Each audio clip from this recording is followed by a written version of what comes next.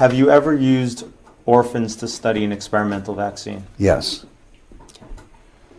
Have you ever used the mentally handicapped to study an experimental vaccine? I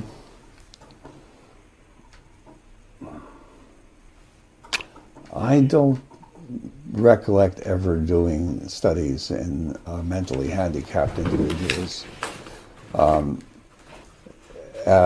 At the time, in the 1960s, it was not an uncommon practice. So, you're saying, I'm not clear on your answer, I'm sorry. Have you ever used the mentally handicapped to study an experimental vaccine? What I'm saying is I don't recall specifically having done that, but that in the 1960s it was not unusual to do that, and I wouldn't deny that I may have done so. Okay. Have you ever used babies of mothers in prison to study an experimental vaccine? Yes. Have you ever used individuals under colonial rule to study an experimental vaccine? Yes. Okay. Did you do so in the Belgian Congo? Yes. Did that experiment involve almost 1 million people? Well, all right. Yes. Okay. Have you ever used orphans to study an experiment? If you've ever tried asking. The Holocaust is big business because Germany so far has given the Jews, I think, at least $200 billion.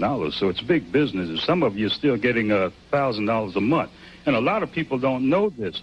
And then people don't realize who brought the slaves to America. They were Jewish ships. Wait a minute, that's a whole...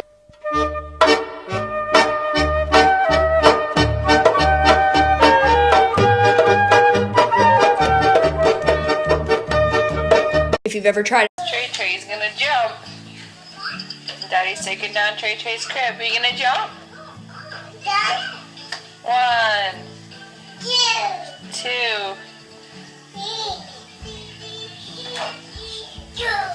Trey, say bye-bye. Trey, say bye-bye. Trey, look at me. Trey, say bye-bye. Trey's gonna jump. Are you Indian and hungry? If you have not used What makes this clip so the Makera Z. Did you know, Sam? Show them the thimerosal ball, which we keep in a metal container because we're a little afraid of it, and it's a very fine powder. This is thimerosal, which is labeled very toxic. Has cumulative effects, can cause damage to the kidneys, to the respiratory system, skin, to the nervous system.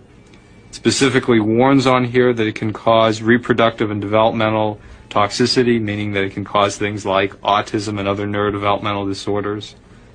This is immensely toxic stuff. And it's in vaccine. And this is what's in the vaccine. It's important to realize we're talking about a whole range of products. Vaccines are a big one because, of course, you're directly injecting it. For example, this is tetanus vaccine. This one expires, it's a little outdated now, in 2007. And here's the thimerosal. 1 to 10,000 is a preservative. Perhaps the biggest one in the U.S., at least, that's for exposure to mercury is the influenza vaccine. Influenza vaccine is now recommended for all pregnant women, all infants, all children on a yearly basis. You're supposed You to have last year's influenza one? Understand that thimerosal is not added at the end. It's not like, well, that factory next year can make thimerosal free. Thimerosal, you either have to have a thimerosal free factory or you have to not have one.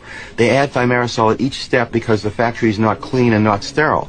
So you either have to have an expensive sterile factory where you don't need thimerosal, or you have to have one that produces thimerosal. It's going to need thimerosal or something the whole time. It needs to be stopped. This is the influenza vaccine from Adventist Pasteur, their flu zone. Thimerosal, 25 micrograms of mercury per dose.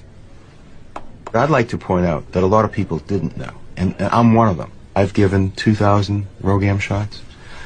I've been in vaccines for 35 years. I didn't know that RhoGAM had thimerosal in it. So I think a lot of the doctors were unaware. They were unaware that even the word thimerosal meant mercury.